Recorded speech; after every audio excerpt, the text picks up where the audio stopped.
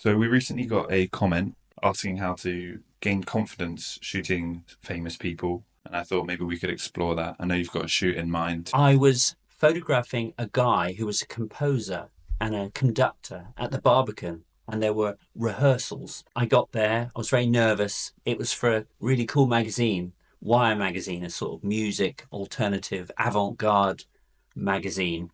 And so I wanted to produce something really good. And back then, I was experimenting with all different types of film.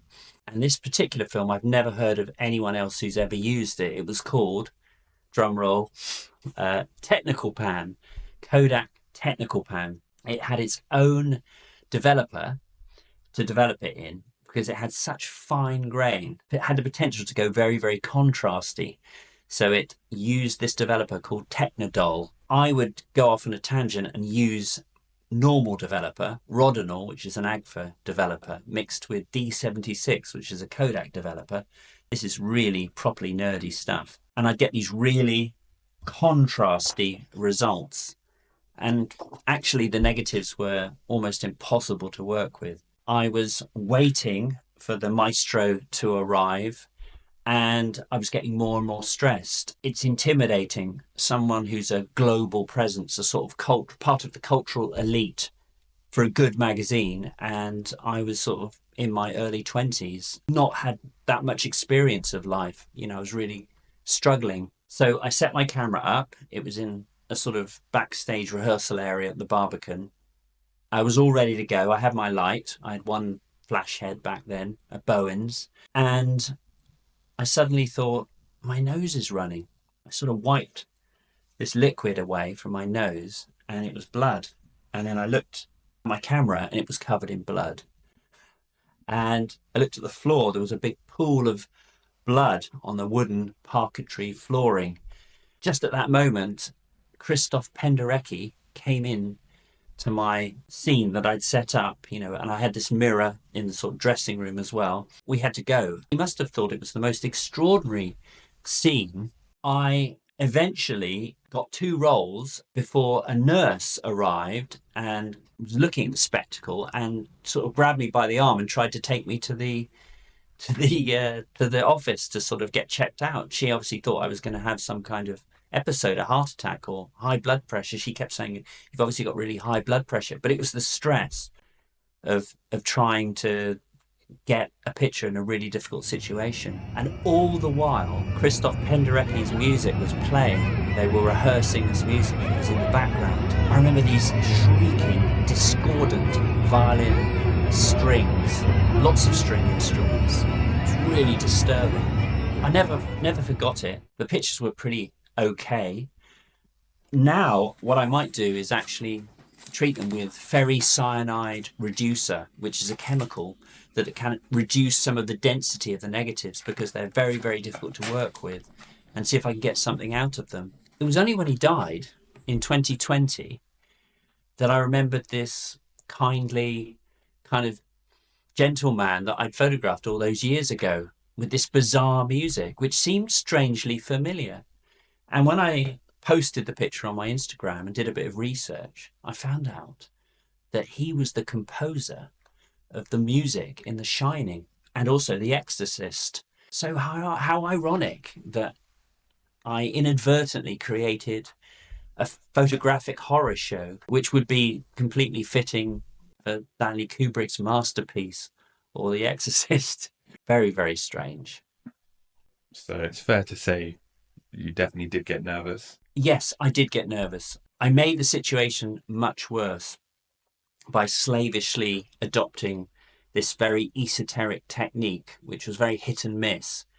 If I'd simply just recorded him on normal film, I could have concentrated on getting a good rapport between me and him. And that's what I came to realize over time, that it's not about technique. It's about actually recording.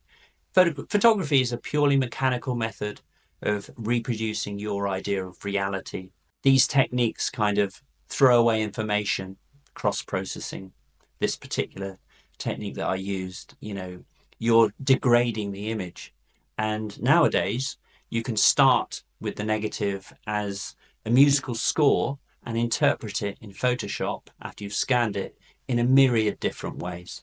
So why throw away the information at the beginning? Okay, so in answer to Damien's question, how did you get over the nerves? Well, over time, I became more soulful, more relaxed, more wise, more understanding of the reality of the world, that really none of these things matter. The shoot doesn't matter.